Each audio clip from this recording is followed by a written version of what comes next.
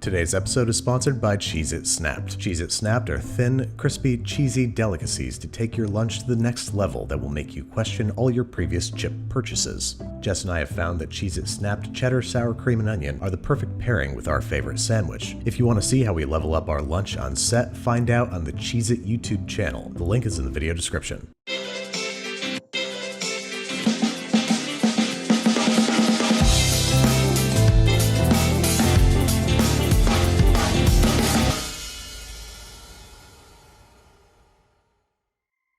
Alright, so here in New York City, the love for chopped cheese runs deep. So naturally, the first move is to go out and get one. For science, of course, not because I want to absolutely demolish it later off camera with no pants on. As you can see, it's served on a classic New York City hero. It contains lettuce, tomato, ketchup, mayo, fried onions, and 2 whole burger patties, chopped up and fried with a whole lot of melted American cheese. This one's got green peppers in it, not strictly traditional, but a nice addition. And altogether, it's a perfect food item. It's not something we could dare try to improve upon or put our own foodie hipster spin on. It is only something we can desperately try to imitate, just as soon as I've recovered from eating this one in its entirety. Now the first thing we have to take a look at is the bread. New York City style heroes are pretty much your standard grocery store sub roll. They're light, dry, a little chewy, a little shiny. The bottoms are dusted with semolina flour. The whole thing kind of reminds me of like a long, skinny Kaiser roll. It clocks in just shy of about 10 inches long. Not that that matters, I'm just being over thorough. And it has a light, fluffy, airy, slightly dry, semi-irregular, but still pretty tight crumb. Perfect for soaking up all those delicious beefy juices. So like I said, your standard supermarket sub roll is going to do you just fine, but if you want to try and nail the real thing as closely as possible, we got to try to make ourselves a New York City style hero. To try to get the right color, consistency, and flavor, I started by making 3 different batches of bread. One enriched with just milk, one with milk and oil, and one with milk and egg. And the results were all sort of lacking in their own special ways. Just milk was too dry, milk and oil had the right texture but not the right flavor or color, and the egg had the wrong texture, so the answer was obvious. First I had to leave the cameras rolling so I could catch Jess dancing without her knowledge, and then make a loaf using milk, oil, and egg, which would hopefully give me the best of all worlds. And as you can see from the crumb and crust, we got pretty damn close. Is it necessary to make your own bread for this sandwich? No, absolutely not. Go to the store and buy some for $1 a dozen. But if you find yourself at the same intersection of bored and crazy that I so often do, here's how you can make your very own New York City style hero. In the bowl of a stand mixer, we are combining 540 grams of bread flour, 12 grams of kosher salt, 7 grams of instant dry yeast, and this is totally optional, but if you happen to have diastatic malt powder kicking around the house, you can add 8 grams for improved texture and flavor. Tiny whisk until homogeneous, and then we're adding 120 grams of whole milk and 145 grams of water, both heated to about 110 degrees Fahrenheit, plus 1 whole beaten egg, about 60 grams, and 50 grams of vegetable or canola oil. Affix dough hooks, drop it down, and let it knead on, plug it in first, then let it knead on medium-low speed for anywhere from 8 to 12 minutes. We want really robust gluten development so that our bread has a nice chew to it. We don't want it to be too soft or cakey. Make sure that it passes the window pane test with flying colors, and you should end up with a soft, bouncy, not very sticky dough, which we're going to stretch into a smooth, taut ball and drop into a lightly greased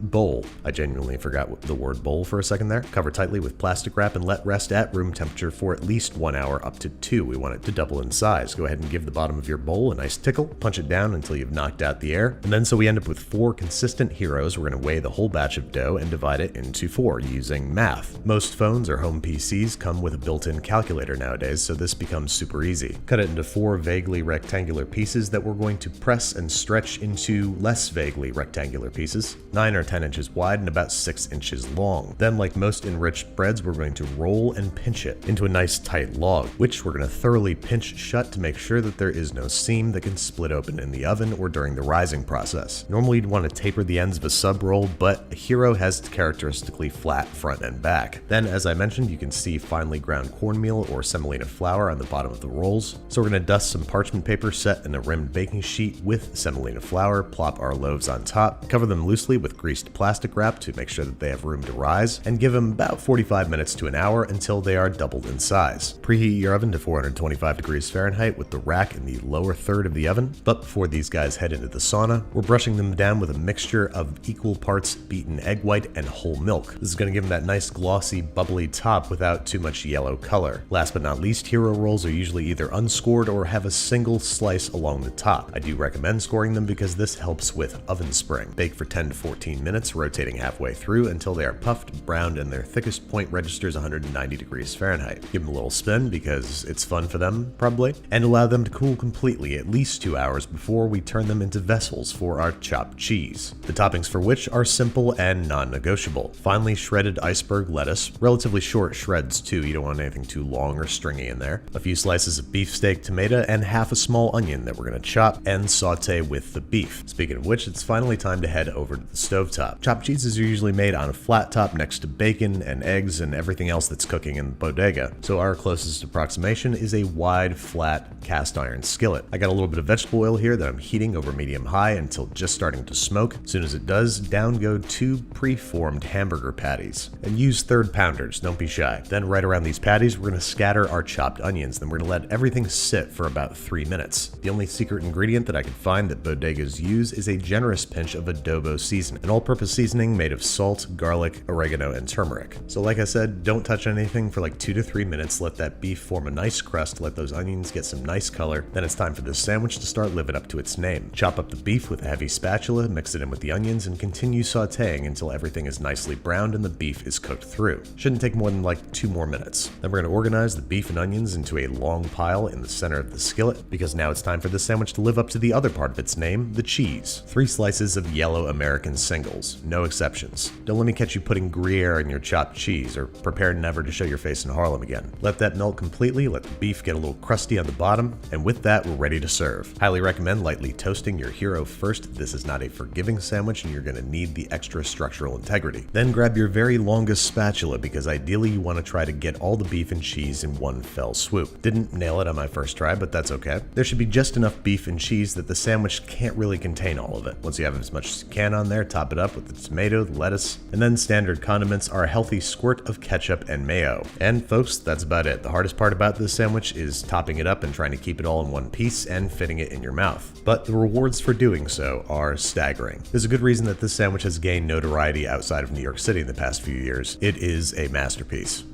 Like I said, it's going to be pretty hard to fit it all in there, but do your best, get a close-up for the camera, and then shove it into your face. And get ready to experience the love child of a cheeseburger, a cheese steak, and like a sloppy Joe. This one barely lasted 5 minutes. I made another one for Jess when she got home, and I've made 2 more since filming this episode, so it was nice knowing you guys.